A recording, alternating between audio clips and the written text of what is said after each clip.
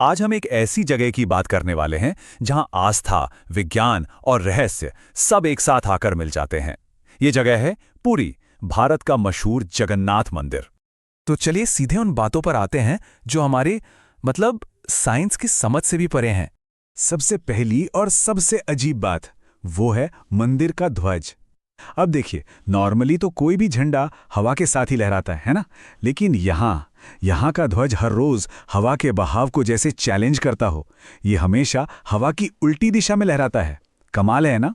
और बात यहीं खत्म नहीं होती। मंदिर का जो मुख्य गुंबद है वो तो एक और भी बड़ा रहस्य है। सोचिए जरा, दिन के किसी भी वक्त किसी भी एंगल से इसकी परछाई जमीन पर बनती ही नहीं है।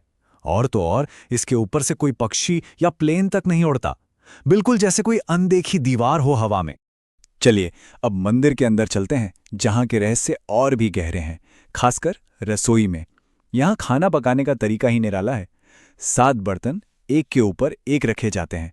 आग लगती है सबसे नीचे, लेकिन खाना पकता है सबसे ऊपर वाले बर्तन में पहले। और सबसे हैरान करने वाली बात, यहां हर रोज लाखों लोगों के लिए खाना बनता है। और मजाल है कि कभी कम पड़ जाए या बर्बाद हो, जितने भी लोग आएं खाना हमेशा पूरा पड़ता है। लेकिन मंदिर का जो सबसे बड़ा, सबसे गहरा रहस्य है वो इसकी मूर्तियों के अंदर छिपा है। इसे कहते हैं ब्रह्म पदार्थ। और मान्यता यह है कि ये कुछ और नहीं बल्कि भगवान श्री कृष्ण का असली जीवित हृदय है। हर 12 साल में इस पवित्र अवशेष को एक मूर्ति से दूसरी में स्थानांतरित किया जाता है। इस रस्म को कहते हैं नवकलेवर। और ये इतनी ज्यादा गोपनीय होती है कि आप सोच भी नहीं सकते। उस दिन पूरे शहर की बिजली बंद कर दी जाती है। सिर्फ एक मुख्य पुजारी, जिनकी आंखों पर पट्टी बंधी होती है और हाथ कपड़े से ढके होते हैं, वो इसे छू सकते हैं। कहते हैं कि जिसने भी इसे देखने की कोशिश की वो या तो मर गया या फिर पागल हो गया। तो सवाल ये उठता है कि आखिर ये ब्रह्म पदार्थ है क्या? क्या ये वाकई एक देवता का धड़कता हुआ दिल है, या फिर जैसा कुछ शोधकर्ताओं का मानना है ये कोई प्राचीन शक्तिशाली ऊर्जा स्रोत है? अच्छा, अब इसकी पूरी कहानी समझने के लिए हमें टाइम में थोड़ा पीछे जाना होगा, करीब 5000 साल पीछे, भगवान कृष्ण के समय में। कथाओं के अनुसार जब भगवान कृष्ण के शरीर का अंतिम संस्कार किया गया तो आग उनके पूरे शरीर को तो जला पाई, लेकिन उनके हृदय को छू भी नहीं सकी। वो बिल्कुल सुरक्षित रहा। तब उस हृदय को एक लकड़ी के लट्ठे पर रखकर नदी में बहा दिया गया। और यहीं से शुरू हुई एक ऐसी यात्रा जिसने इतिहास को एक नया मोड़ दे दिया। तो ये हृदय मिला, लेकिन इसे स्थापित कैसे किया गया? भाई, इसकी कहानी भी खुद इस अवशेष जितनी ही रहस्यमयी है। जब राजा ने मूर्तियां बनवानी चाहीं तो कोई कारीगर सफल नहीं हुआ। तब एक बूढ़े बड़ई के भेष में खुद भगवान विश्वकर्मा आए। उन्होंने कहा कि वो मूर्तियां बनाएंगे, पर उनकी एक शर्त थी, एक बहुत ही सख्त शर्त।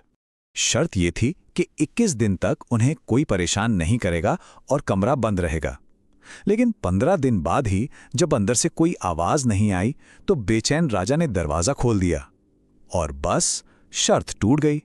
वो बड़े गायब हो गया और पीछे छोड़ गया 3 अधूरी मूर्तियां, बिना हाथ और पैर के। और आज तक इन्हीं अधूरी मूर्तियों की पूजा होती है। लेकिन इस मंदिर की कहानी सिर्फ इसके इतिहास तक ही सीमित नहीं है। इसका जुड़ाव हमारे आज और आने वाले कल से भी है। और ये जुड़ाव है भविष्यवाणियों का। एक 500 साल पुराना ग्रंथ है जिसका नाम है भविष्यमालिका। इसमें भविष्य को लेकर बहुत कुछ लिखा है। और इसी में एक ऐसी भविष्यवाणी है जो आज के समय में सुनकर रोंगटे खड़े कर देती है। इसमें लिखा है, नाना रोग आसीबा, गोटे बड़ा व्याधि, लोका घरे रही बाहर को न जीवा। मतलब एक बड़ी महामारी फैलेगी और लोग अपने घरों में बंद हो जाएंगे। अब यह सुनकर दिमाग में क्या आता है? बिल्कुल 2020 की कोविड-19 महामारी। कई लोगों का मानना है कि यह भविष्यवाणी बिल्कुल सटीक साबित हुई। और सिर्फ यही नहीं, इस ग्रंथ में लिखी कई और छोटी बड़ी बातें हाल के सालों में सच हुई हैं। जैसे 2019 में चक्रवात फानी से मंदिर के गुंबद को नुकसान होना, या फिर 2020 में मंदिर के ध्वज में आग लगना। ये सब बातें पहले से ही लिखी हुई थीं। पर ये भविष्यवाणियां यहीं खत्म नहीं होती। भविष्यमालिका में आने वाले समय के लिए और भी बहुत कुछ लिखा है। कुछ ऐसी बड़ी घटनाएं जो इस युग के अंत और एक नए युग की शुरुआत का संकेत देती हैं। तो इन सब बातों का मतलब क्या निकाला जाए? देखिए, जगन्नाथ मंदिर एक ऐसी जगह है जो हमें विज्ञान और विश्वास के बीच लाकर खड़ा कर देती है।